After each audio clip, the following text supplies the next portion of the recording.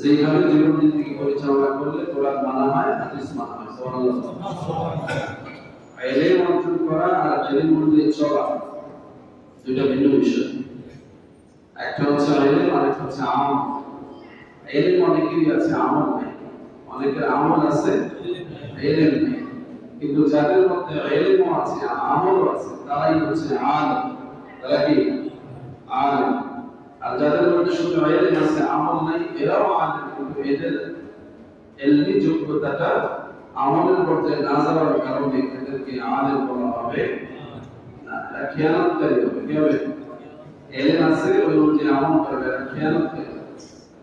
এরা ইলমের পূর্ণ মর্যাদা দিতে পারে না। আর ইলম আছে, আমল আছে, এরা ইলম অনুযায়ী আমল করার কারণে আল্লাহকে আমানতদারি করেছে। সুবহানাল্লাহ।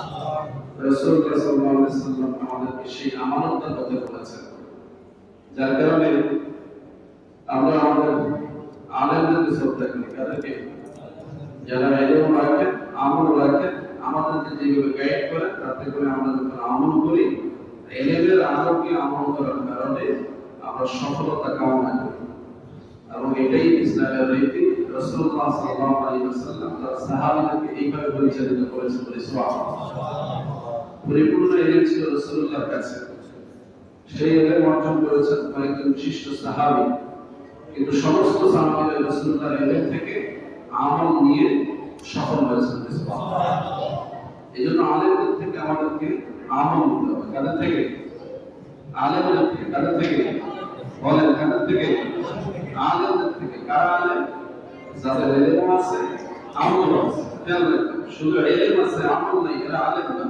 এদের থেকে কোনো আমল নেওয়া যাবে না। যারা ইলম আছে, আমল আছে, এদের থেকে আমল নিলে আপনি সঠিক মাত্রার আমল পাবেন এবং সেটা কোরআন হাদিস দ্বারা সমর্থিত হবে, আপনি সফল হবেন। এজন্য সমাজে আমাদেরকে আলেম চিনতে হবে। কি চিনতে হবে? আলেম খুঁজে বের করতে হবে। ইলমের চর্চা হলেই তাকে আলেম মনে করতে হবে না। এখন যে মিডিয়ার যুগ, এখানে ইলম চর্চা হয়। অনেকেই জ্ঞান দেওয়ার কথা বলেন, আমরা সেগুলো মোবাইলে দেখি, ভিডিওতে দেখি, টিভিতে দেখি যে তিনি আমাদেরকে ইলম কথা বলছেন। এমন ইলম প্রচার করছেন যে ইলমটা আমার কাছে নাই, কিন্তু ব্যক্তিকে আমরা আমল করতে দেখি না, কারণ তিনি আমাদের কাছে কেউ না। তার আমল সম্বন্ধে আমাদের ধারণা নাই। কথাই বুঝতেছেন? আমরা যাদেরকে স্কুলে দেখি, এদের ব্যক্তিগত জীবন আমাদের সামনে আসে। এরা কোথায় নামাজ পড়ে, এরা কোথায় খান, কোথায় ঘুমান, কি করে, এগুলো আমাদের সামনে নাই। তো তাদের কথাগুলো যখন আমরা শুনি, আমাদের ভালো লাগে। এখন প্রশ্ন হচ্ছে, এই লোকটা আলেম, এটা আমরা মানব কিভাবে? তার আমল তো আমরা দেখি না। তাহলে কি করতে হবে? আপনাকে আপনার নিকটবর্তী আলেম খুঁজতে হবে, যার ইলম আপনি শুনেন, আমল আপনি দেখেন। এরকম গ্রহণযোগ্য ব্যক্তি থেকে যখন আপনি আমল শিখবেন, তখন আপনার জন্য সহজ হবে, ফিতনা হবে না। বর্তমানে ফিতনা হয়, এটা একটা বড় কারণ যে আমরা মিডিয়া থেকে ইলম নিচ্ছি, আমলদার মানুষ কিনা এটা যাচাই না করে আমরা ওই আমলগুলো করতে গিয়ে সমাজে ফিতনা করতেছি। এগুলো ঠিক না? আমি এই কথা এজন্য বলছি যে আল্লাহ রাব্বুল আলামিন আজকের তরকার যে বিষয়বস্তু, সেখান থেকে স্পষ্ট করেছেন যে মানুষগুলো যেন কোরআন শেখে। রাসূলুল্লাহ বলেছেন, তোমরা কোরআন শেখো। যারা কোরআন শেখে এবং শেখায়, তারাই সর্বশ্রেষ্ঠ, তারাই হচ্ছে সবচেয়ে উত্তম মানুষ। তো এইরকম মানুষগুলো যারা কোরআন শেখে এবং মানুষকে শেখায়, তারা যদি নিজেরা কোরআন না মানে, তাহলে কোনো ফায়দা আছে?